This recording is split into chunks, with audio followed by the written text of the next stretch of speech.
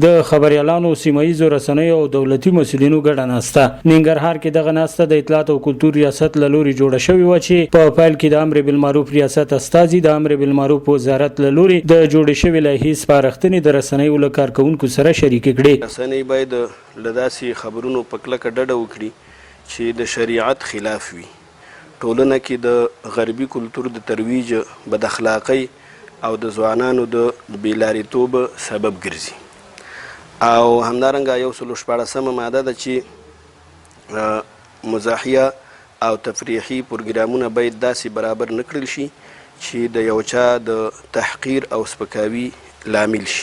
د نوموړي سربیره د ننګرهار د اطلاعات او کلتور ریاست له لوري هم خبريالانو او د رسنیو کارکونکو ته یو لړ سپارښتنې وشوې او د حکومت او ولس ترمنځ په رښتیني ډول د پول حیثیت د غوره کېدو غوښتنه ترې وکړه. دوی همدارز له خبريالانو وغوښتل چې بهرنیو رسنیو د تبلیغاتو پر وړاندې د حکومت ملاتړ وکړي او نړیوالې ټولنې ته د ټولنې رښتینی انځور وړاندې کړي. دولت مسؤلانو ته انعکاس ورکړي، د دولتي ادارو د خدمات وړاندې کېږي دین ولس خبر کړي.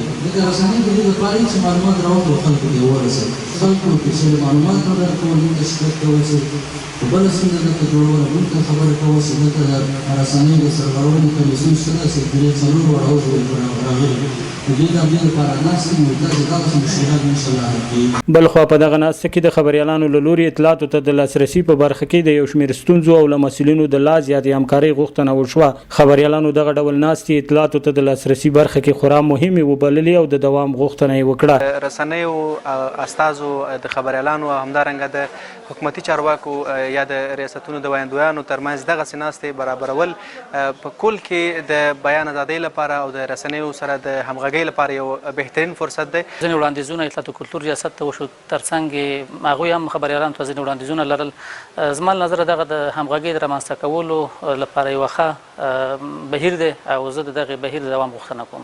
د ننګرهار د اطلاعات او کلتور رئیس بیا دغه ولایت د خبريالانو چارې وستایلې او د ولایتي استازي په توګه خبريالانو ته د هر راز همکارۍ او د لا زیاتو اسانتیاو د رامنځته کولو ډاډ ورکړ. ستاسو هڅې یقینا د قدردانۍ وړ دي. ننګرهار کې اطلاعاتو ته د لاسرسي په اړه باندې د امنیت په ډاډ باندې همداسې د یو ورورۍ فضا رامنځته شوې ده. هغه په کل کې که څومره دلته ادارات دولتي موجود دي، د ټولو مطبوعاتو ته د لاسرسي په خاطر باندې رسنیو خپل ښایسته قدم اخیستی، ښایسته ګام اخیستی.